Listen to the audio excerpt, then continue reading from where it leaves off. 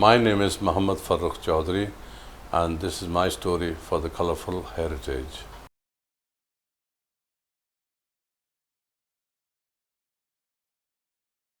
My father being in the Air Force, we were all over Pakistan, various Air Force stations. His name was Ghulam Nabi Choudhry. His home village was Lasudi, Chak number 252. It's near Toba Tek Singh, district Faisalabad. And that's where we set off from, and we went to Karachi by train, and we flew over here to London airport. I was 8 years old, and my dad left Pakistan for various personal reasons, also for financial reasons as well, and to also maybe get some good education for myself and my sister. Because we were used to moving from city to city, airbase to airbase, we were excited to come, but we didn't know what to expect and what it was all about. And then arrived with my father and my older sister.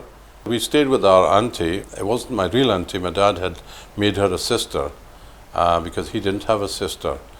And we stayed with them, and they were very nice people. They were market dealers, tradespeople there, and we stayed with them for a short while. And my father then bought a house on the other side of Leeds.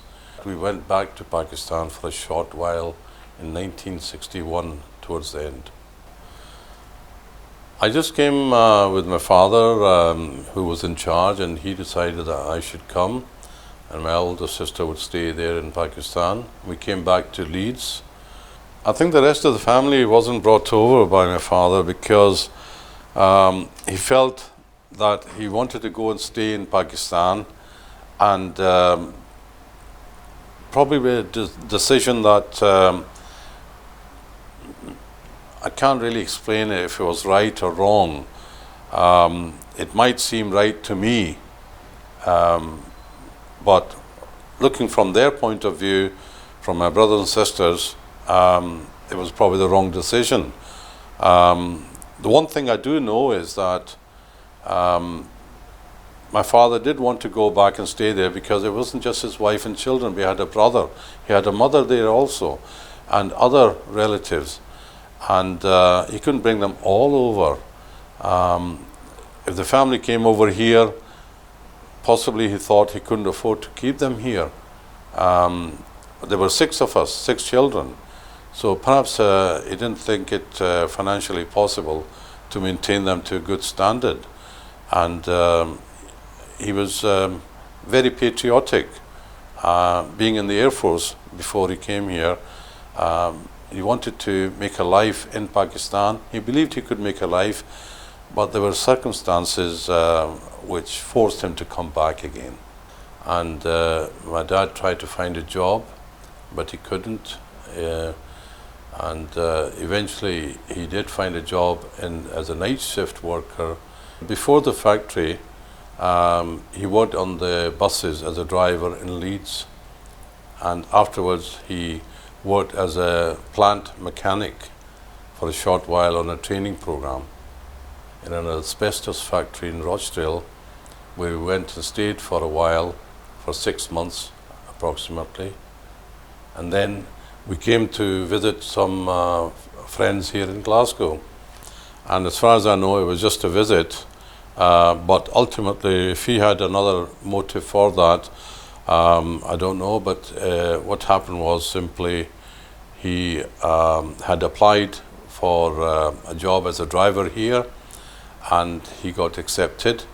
And basically, we went back to Rochdale, where we were staying at that time, and just to collect our bags, and came to Glasgow. We stayed with some friends from Pakistan in Norfolk Street, Glasgow, and that was for a short while, and just a few weeks, and then we moved to Maxwell Road and lived there as lodgers. It was hard. I did miss my mother quite a lot, but basically it was about, I think, 10, 11 when we came to Glasgow. And by that time, we had lived at various addresses with various people who were all grown up. So I was brought up in a culture of grown-ups, so I think I matured a bit more quickly than a normal 10, 11-year-old. And I did have to look after myself, cook and clean to that effect. And at a very young age, and my father was always busy, morning shift, evening shift, day shift, and so on. So I did manage fairly well, but being on my own, it wasn't always easy. I did have a cycle, and I did cycle around Glasgow, and I met a lot of people, and those people were very interested. And a young boy, Asian boy, it was unusual, and especially for somebody who could speak English, and they wanted to know all about me and where I came from, and they were very kind. In Glasgow, generally, you find people are very kind, and this was in areas like Shettleston, Parkhead, Springburn, where there weren't many Asians. In those days, it was only Pollock Shields area and Charing Cross area that had any number of Asians. I mean, in those days, Pollock Shields didn't even have an Asian shop there. We all had to go to Gorbals to buy halal meat and other spices and things like that. Went to various places on my bicycle. Yes, even down to as far as Balloch. Cycled all the way down and back. And but most of the time I spent in various libraries in Glasgow, reading books, reading newspapers, and even going very regularly to the Mitchell Library and looking up old newspapers from perhaps the Second World War. And they were interesting stories. So I think that if I didn't learn much at school, I did learn a lot about life from books I read, whether it was novels or whatever, plus meeting people and looking up reference books and all these newspapers. And I found out a lot about the British way of life. Well, I was very close to my father. He did a lot of overtime. He made sure I was okay. But again, he was a worried man because most of his family was abroad in Pakistan and he was here. School life was disrupted by our extended visits to Pakistan.